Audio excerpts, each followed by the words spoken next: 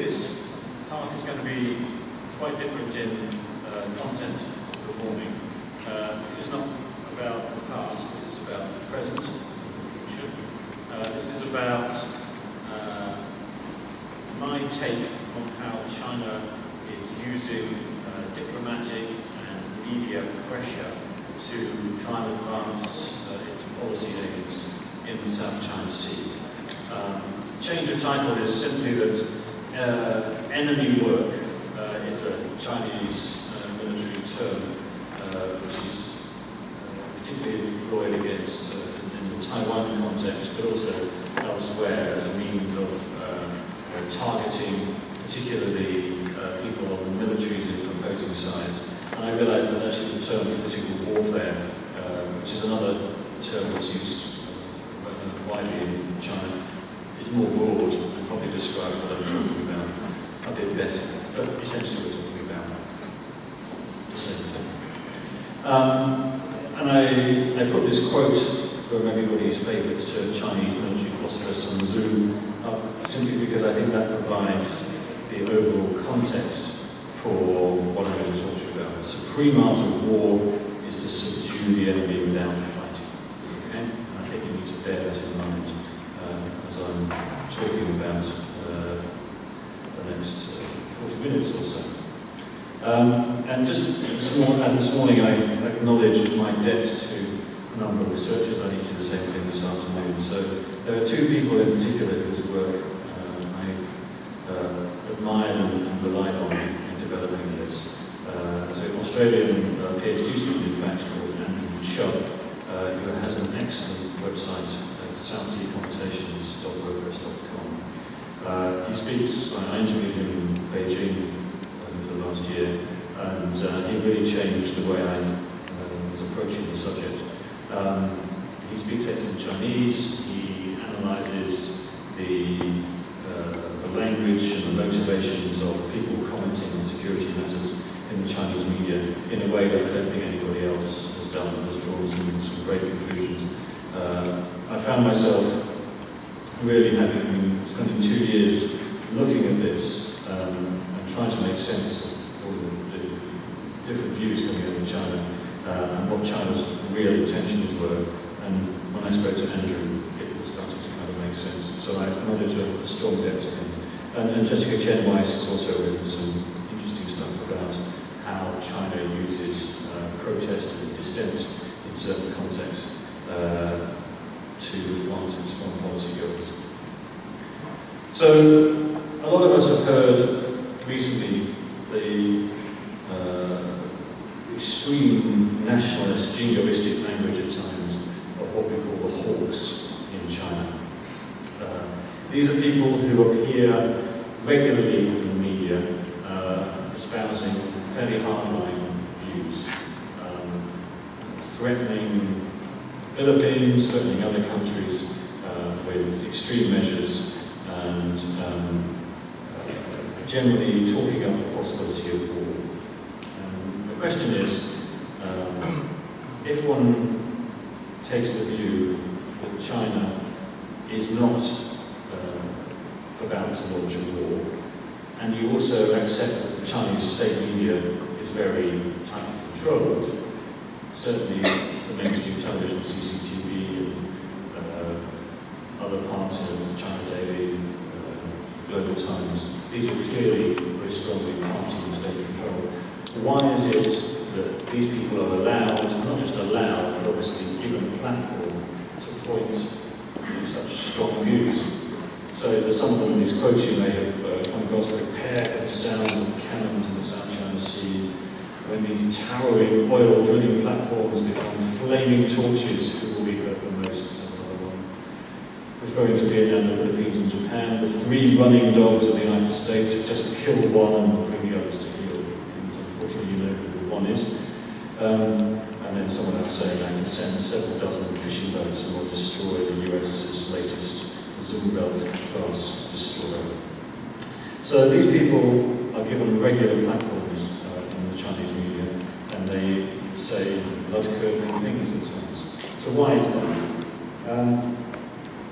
A few explanations have been advanced as to why this hawkish point of view is given such prominence in the Chinese media. And one is that this is evidence that the Chinese government is under pressure from the grassroots. You know, that there's a strong swelling of nationalist feeling in the grassroots in China, and that this constrains the government's actions, and so it must present a strong face to the outside world, otherwise it risks losing credibility to the outside world. Another conclusion that we could draw is that there are hardliners within the People's Liberation Army, and they're pushing to take over either military or state policy, and that they form an organised bloc that can get its views heard into the Chinese media, and that they are using that power to really try and push the policy agenda of the Chinese government in a particular hawkish, militarily strong direction. A third argument, or third conclusion that's been drawn, is that there exists a degree of irrationality within the People's Liberation Army leadership, and that it might, in the right circumstances, do something crazy, and start a war, occupy an island, really kind of blow up the Chinese state's overall policy of peaceful rise and diplomacy, and take control of the foreign policy agenda in a particular moment. So you might do something out of control of the Communist Party leadership. And then the fourth one is that just the general idea of instability within China is always a good way to remind foreign governments that the Communist Party is a force for stability in China, and that there's always these pressures on society, so don't try and undermine the Communist Party in case of be careful what you wish for. Don't push the democracy agenda too far, because these raging nationalists might take over the country. So those are four conclusions that have been drawn from the simple fact that these hawks are often heard in the Chinese media, and what that tells us about Chinese politics. But I want to put all of those conclusions under a big question mark and say, is that really what's going on? In fact, I want to argue that if you think any of those four things, that is the deliberate result of political warfare. Okay? There are people within the Chinese state structures that want you to think that, and then they deliberately set out to create an agenda to make you think that. Okay, and I'll try and prove my case. We're beginning with an example. May 2012, Scarborough Shoal, kicking off, as you can see on the date here, 10th of April 2012, when the Filipino Navy and command boat intercepted Chinese fishermen making off with vast amounts of shells and fish and other things from Scarborough Shoal. But as you know, things didn't go as planned. So the boat was seized on April 10th, and then there was a Chinese response.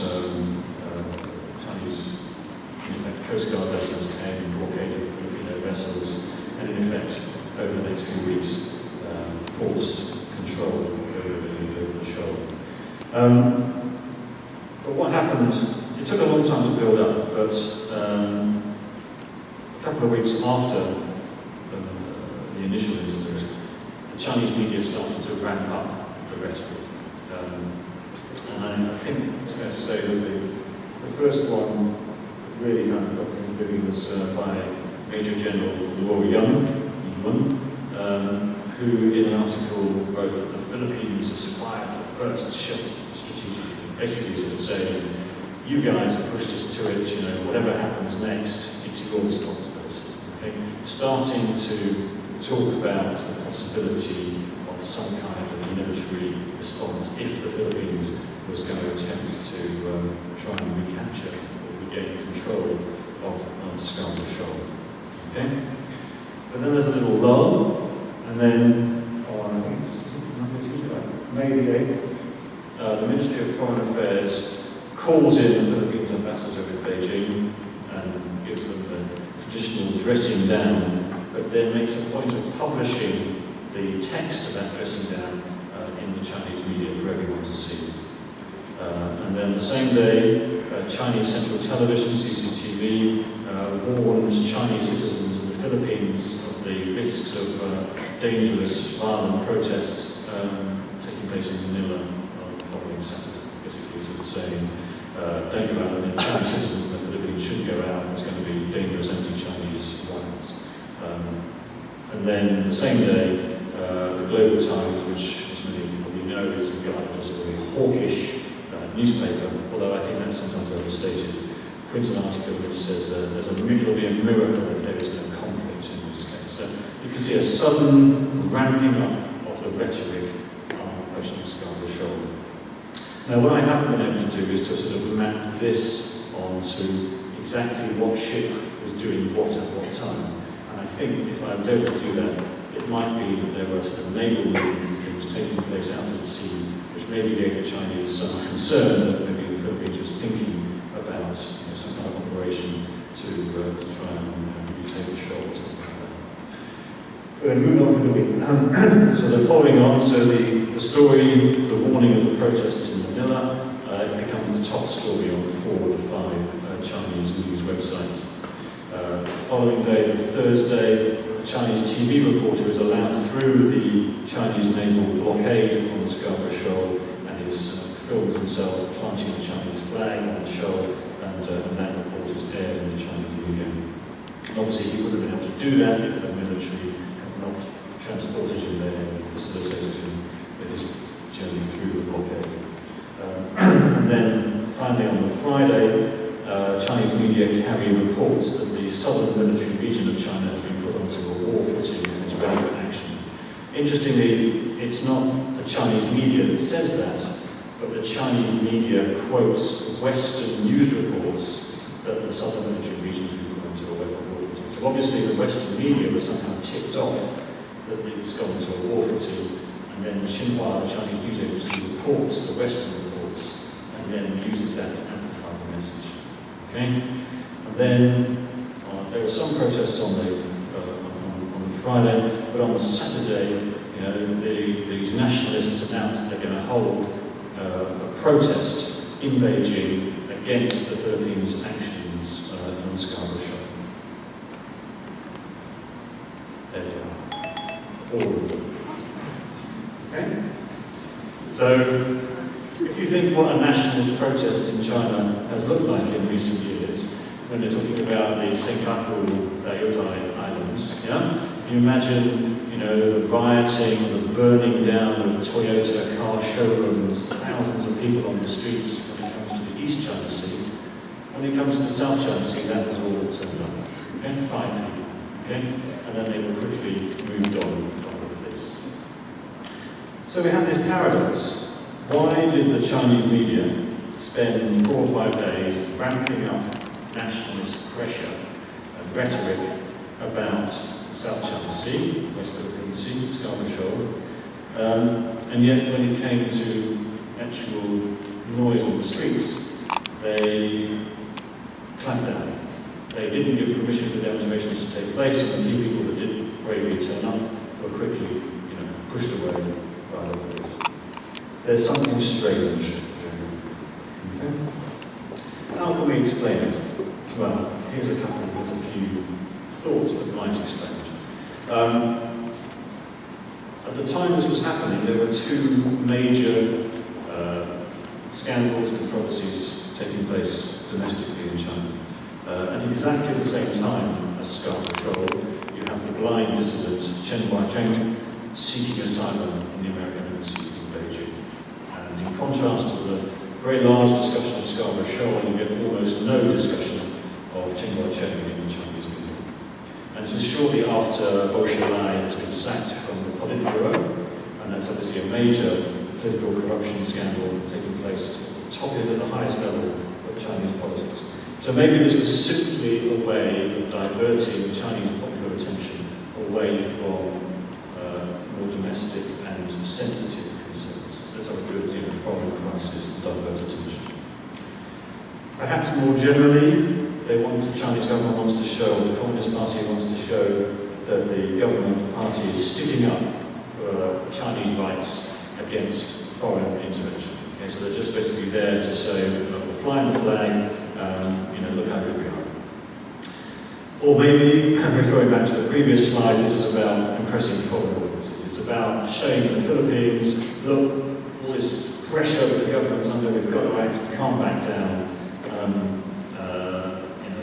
Let's get our way in Scarborough Shoal, in fact. Could be all of these things, a combination of all of them. And to be honest, there's probably something of all of that in the information. I don't think it's one or the other. But the question is, why talk up the issue, but then squash the protests?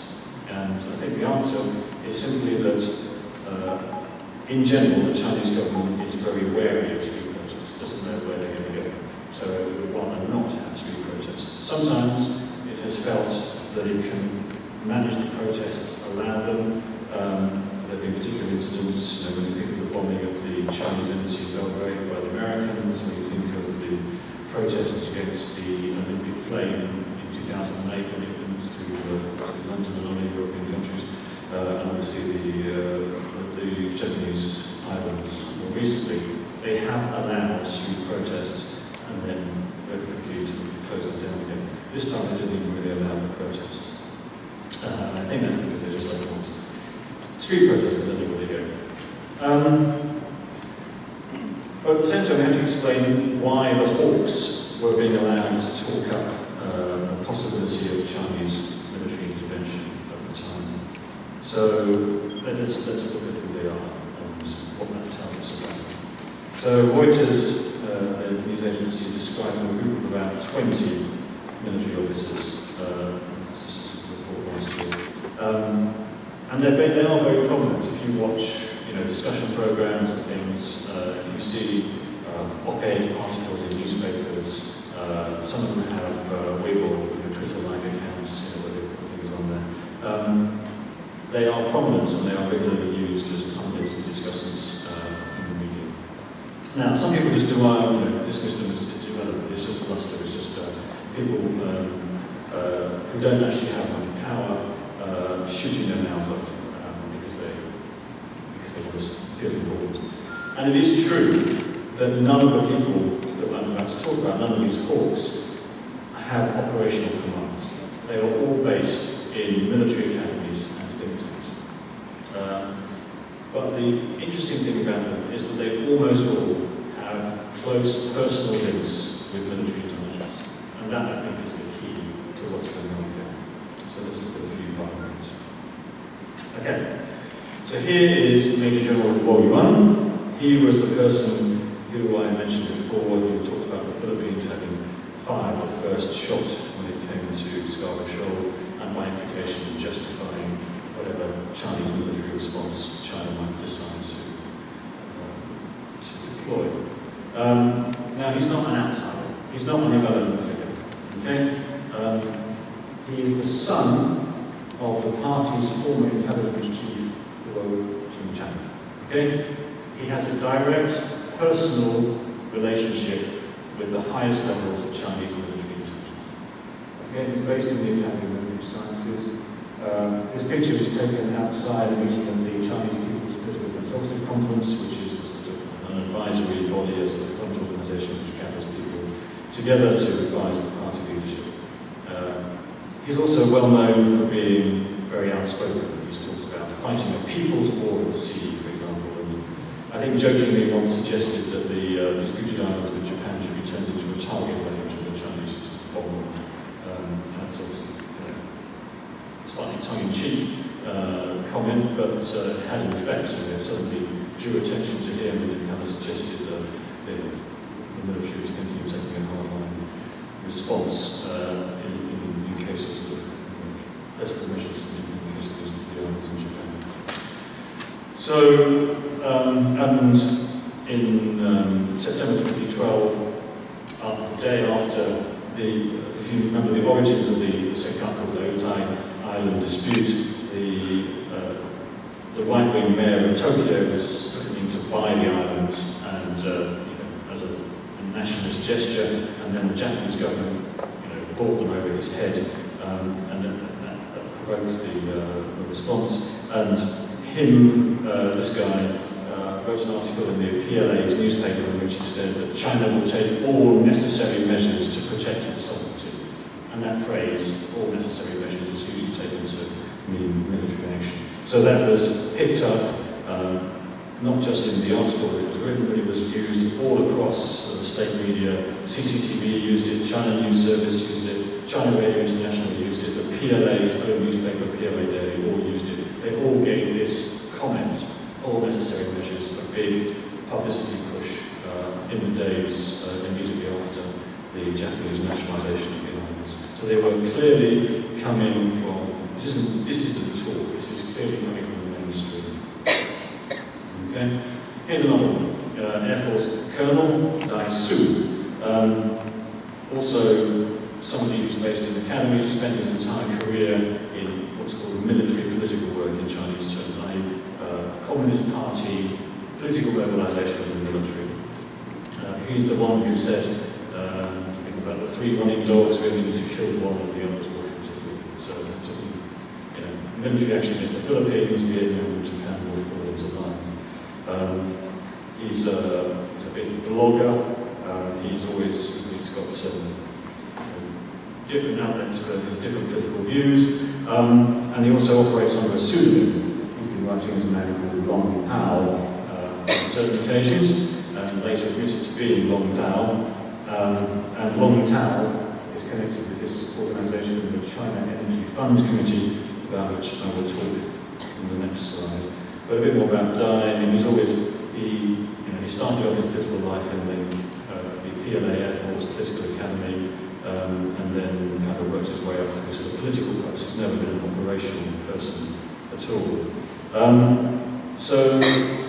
But what's interesting is that in some of his interviews, he's always stressing the need for political discipline and the need for the Communist Party to retain control of the military and this kind of thing. That's his kind of main agenda.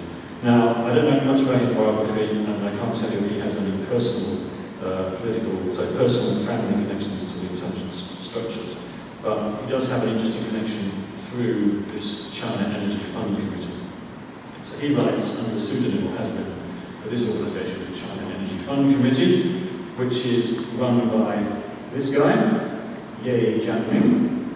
This guy you may recognise is Henry Kissinger, you might have heard of. So Ye Jianming is the kind of person who gets to meet Henry Kissinger every time to time. Now, Ye Jianming is the former, I'm not entirely sure, is the former deputy head of the Shanghai branch of the China Association for International Trade and Defense, the CAIFC. Okay, so you get that? Where it's a little trade, making a trail of connections. So Long Tan writes for this organisation, which is headed by him, who used to work for this organisation, right? We're taking a tour around the Chinese intelligence world. Now, the CAIFC is assumed to be a front organisation for Chinese military intelligence. Okay? A professor at George Washington University, David Shambaugh, basically said that it was under the overall control of the General Political Department's liaison department, which is military intelligence. Okay? Not only that, but Ye himself is probably, we don't know exactly who he is, he's either the grandson of the former head of the PLA Navy, Ye Fei, or possibly even the son of the former director of the liaison department, Ye Zhang. So he is the son, possibly, of the former head of the liaison department, which is at the epicenter of Chinese military intelligence. Okay? So now we can see a direct connection between the Air Force colonel and this guy and military intelligence. Okay? We, meaning the people like us, I don't have the skills to really kind of go delving around in Chinese military intelligence. Another one, Major General Zhu Chenghu. Okay? He's best known if you search on the internet. So in an interview in 2005, he threatened the US with nuclear weapons if they ever tried to attack China, a remark that was picked up and broadcast around the world.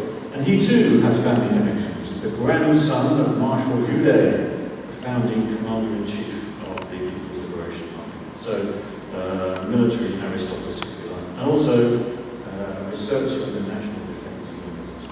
And also, a member of the board of the China Association of International Friendly Contacts, which, as I was just saying, is the front organisation, the Chinese military intelligence. So here's our third group. Okay, and here's another one. Admiral Zhang Zhaozhong. None of these are marginal figures. You know, if you turn on Chinese media and watch it for an entire week, you'll see these people. Okay? He at one point called for a blockade of all the Philippines military outposts to try and force it to back down. He's described himself as a military man trained by the party, a person who will always obey the leaders of the Central Military Commission, the party, the way the party controls the army. And also has a think tank job as deputy director in the National Defense University Logistics and Technical Equipment Research Department. Sounds a bit dull, but it's more exciting than it sounds. He's talked to us, you know, the United States would run like a rabbit if China goes to war with Japan. He's the one who talks about sending fishing boats to destroy the American advanced warships. But the point is, I haven't got a personal family connection with him to intelligence, but he's always, he's very, in his comments about himself, something he always stresses is how he follows the party line, basically. He's quite open about that. He's not a maverick in this sense. Another admiral, he was fairly early on in the Shoal crisis on the 8th of May. He advocated violence in the Philippines to try and retake Shoal. He said if it's occupied by military means, we have reason to respond with force. We must take violent action, and it's our right to take such action. So he was clearly being very hawkish in the Chinese media around the time of the Shoal incident. He does have a family connection, son of revolutionary hero, Major General Yin Yang. Okay, another one, personal family connection to military aristocracy. Also a member of the Chinese People's Consultative Committee, and was given the title of Executive External Propaganda Expert by the then Director of the General Political Department, the Intelligence Department, the Jinan. Okay? So I hope I managed to convince you that these folks are directly tied in to the nerve center of Chinese military intelligence. They are not random voices. Okay? So why are they so prominent? Okay? They're not just slipping their voices in a dissident way into the media. Okay? They are part of the mainstream media discourse in China. Certainly the state-controlled media. Okay? They're given regular platforms. On one hand, they appear to incite nationalist anger. They talk up the need for China to be militarily strong. They talk up the threats to the country. But at the same time, we know from general awareness of what happens in China that the Communist Party is always nervous about what happens in the street. So there's always a balancing act, stoking up the nationalist anger, but keeping it under control. Okay? And I would follow Andrew Chubb's argument here that these people are playing a deliberate political role, both inside the country and outside the country. And we shouldn't take what they say at face value. Okay. So, this is the whole their political purposes of the slide I showed you. Okay? They have a foreign orientation. Okay? They're trying to convince people in the Philippines, people in Japan, Cuba and Vietnam, Washington, all of these things. Yep. Trying to say, we're under pressure to act, don't push the Chinese government around, we might do something crazy. And that's a view that's being deliberately created for purposes I will talk about. At the same time, they have a domestic role.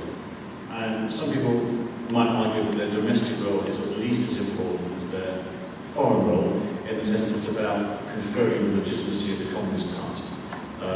They're mobilizing domestic support for the Communist Party through patriotic education, Some of you will be too young to remember the Tiananmen Square massacre of 1989. Others, like me, were doing their final exams at university right now. Their secondary exams at university right now. But in the wake of the unrest in China in 1989, the Communist Party had to find new ways to protect its legitimacy, cement its position at the top of Chinese politics, and they instituted a patriotic education campaign in 1991, which was about trying to mobilise the people, get behind the leadership of the Communist Party in nationalist terms. So this talk, feeds into that quite clearly. It can also be a safety valve for frustration. Okay? Talking about war, talking about foreigners is safer than having people talking about frustration, counter-revolution, all that kind of stuff on the streets of China. So just this kind of, just being able to get stuff off your chest and wave the flag might be a way of kind of managing dissent and dissatisfaction within China. Another thing that's been mandated by law, this time since 2001, is national defence awareness. So this is something that the education system and the military are supposed to do, is to mobilise support for the People's Liberation Army, for the military, among the people through awareness of national defence issues, the threats that surround China, the struggle by the military to protect China's interests. That's also probably part of what these courts are trying to do. And I think a long time ago, the Chinese establishment realised that in the old days you could have internal propaganda, external propaganda. You could have one set of messages aimed at the people and another set of messages aimed at foreigners. But these days, under what they call informatized conditions, i.e. under the internet and the communications being what they are, there is no division now between what you tell the people and what you tell the foreigners. The foreigners are reading the local press, the people can see what they're saying to foreigners, and so therefore stuff you do domestically affects what you do overseas as well. And the two obviously part of the same thing these days. So, I think all of these things are probably true. Okay, the reason the hawks are talking like this, being used in this way, is for all of these reasons, and it's hard to pick out which one is the most important. I think there's a worry that people take the hawks literally and seriously, and I think this is the risk. You have three groups of people, including the hawks themselves, who like the hawks. Okay? So you have the hawks who kind of like the sound of their own voices, they like putting out these particular messages. The international media love them. Yeah? As a working journalist, it's fantastic when you get people saying kind of outrageous, ridiculous things because it makes headlines. Yeah? It kind of stuns the world. You can have China threatens war, and people will watch your television program or buy your newspaper. Whereas if you have China votes to continue discussions in the subcommittee on extraterritorial affairs, that tends not to fill quite so many headlines. So the international media love the hawks, and the American hawks love the Chinese hawks, because it then gives them plenty of reasons to spend money on aircraft carriers and to bolster their political position in Washington. And so we are, I think, at great risk that people will take this stuff seriously and will end up with a kind of vicious spiral, because then the American hawks will respond. We've got to take a flight to China, and the international media will love that too. We'll go, yeah, Americans threaten war on China, and then we'll keep going around and everything will get worse and worse and worse. So we need to kind of take a step back, take a reality check. I'm not trying to convince you that nationalism is fake. But it's clear from the protests against the Japanese nationalisation of the islands that there is political anger among many people in China. The fact that there were no protests on the South China Sea, on Scarborough Shoal, doesn't necessarily mean that Chinese people don't take it seriously. Andrew Shoal amazingly managed to get some questions on these issues inserted into a consumer opinion poll that was conducted in 5 major Chinese cities. So they were asking things, you know, like what kind of shampoo do you use, and that sort of thing. And market research companies allow people to sort of buy questions in market research surveys.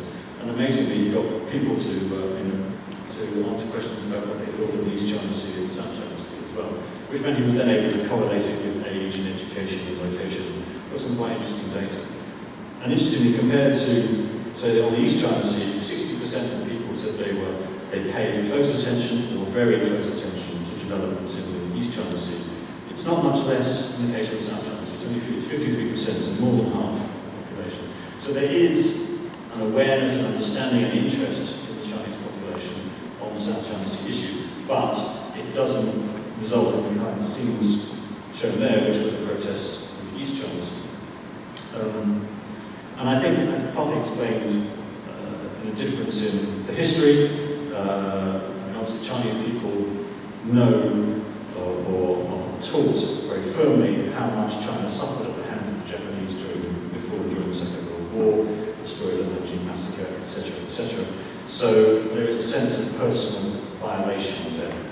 Whereas I think in the case of the South China Sea, it seems much more abstract. We're talking about basically uninhabited islands. There is this sort of more diffuse sense of national territory being violated, but it's not quite so raw, and so therefore the passion is maybe missing. But there's an interesting story here. This guy here, his name is Luo Yuan. He was one of the first people to give himself up after the Senkaku protests in 2012. Basically after the police lost control of some of the protests, and you can see him here kicking in a police van. The Chinese media took photographs of people, publicised them, and said they want to arrest these people. He was one of the first people to give himself up. And the story, he then was presumably obliged to give an interview to the Chinese media, and they would presumably wrote the story in a particular way. But he described himself as somebody who didn't even know the words to the national anthem.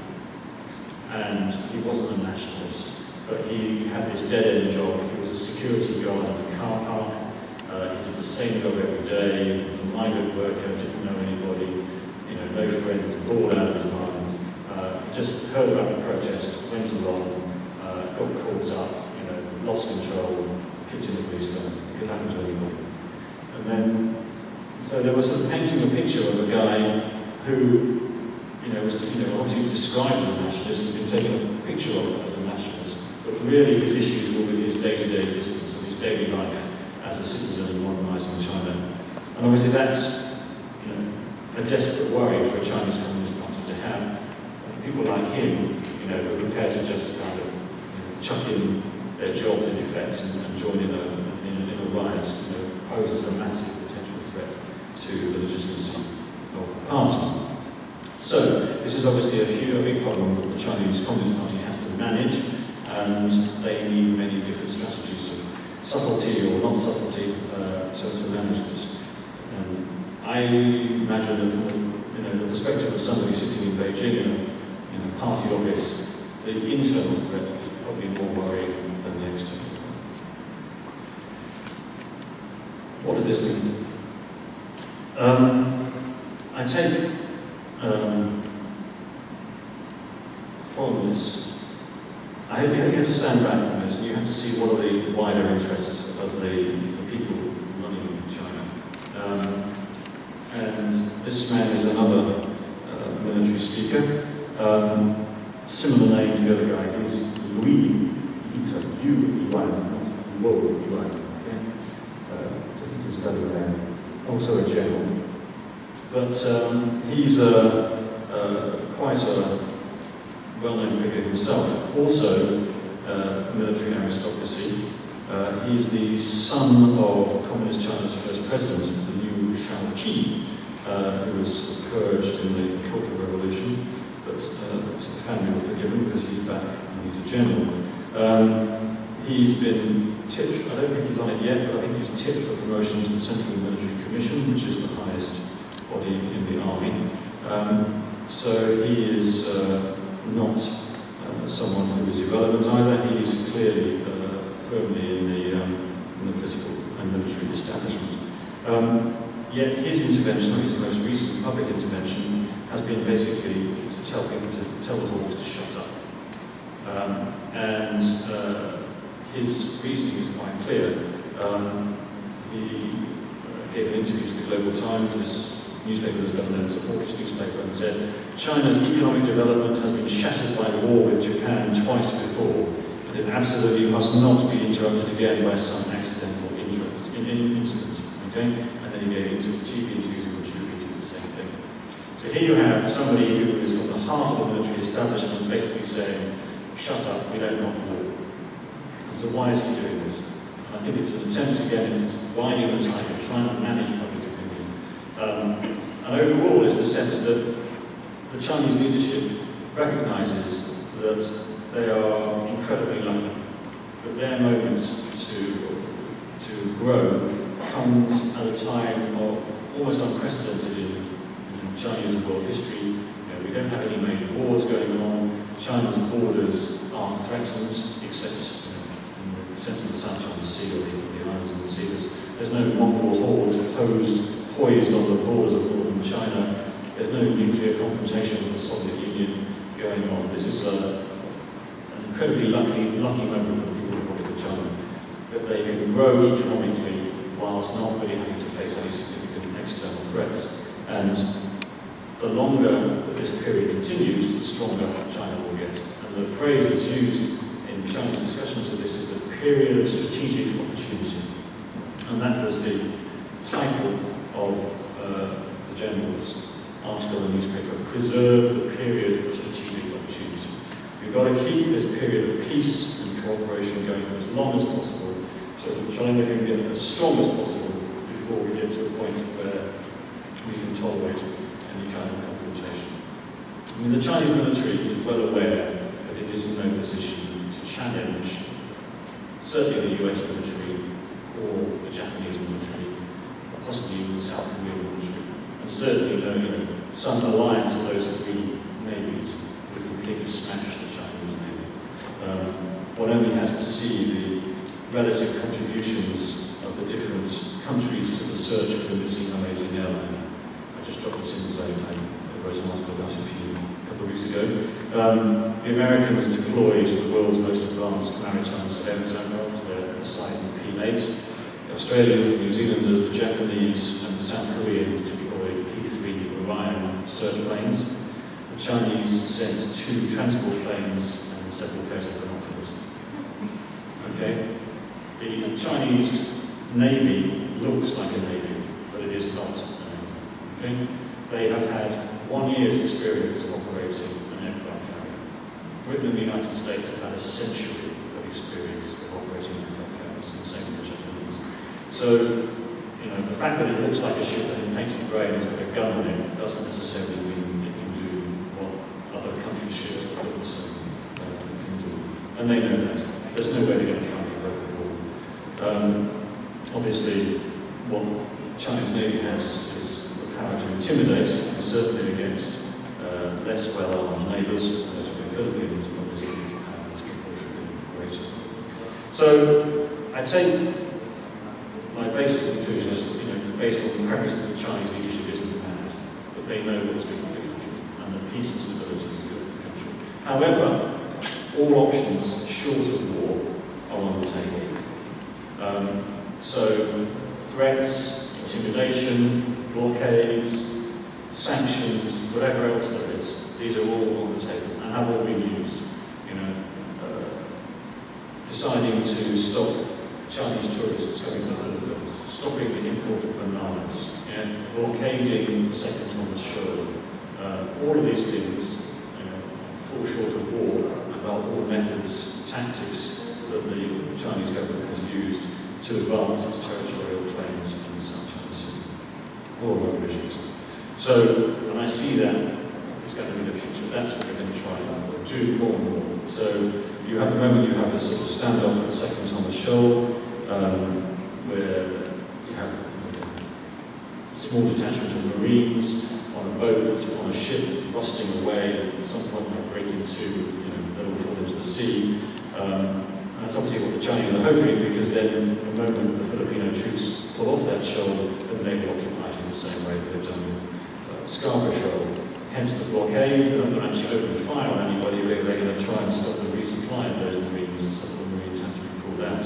And then if the Philippine side tries to, bring in construction equipment or anything to shore the position, they're going to try and blockade that. So it's a kind of, it's a sort of everything short of war strategy. But I think to try and go head to head with the Chinese military at this point would probably be disastrous for the Philippines. So there needs to be some kind of dialogue with the Chinese leadership about how to manage public opinion and the kind of things that are helpful and not helpful to say and so forth. And almost a sort of, we know what you're up to on this hawkish dialogue, but beyond this, we've both got to sort this out. And so, my final point is sort of overlaps with the end of my previous talk, is that, what's at stake here is the Chinese sense that it owns the South China Sea. It has the historical right to own it. And that's where I think the dialogue has to take place. And I think it'd be very difficult, but given the disparity in forces, given the risks of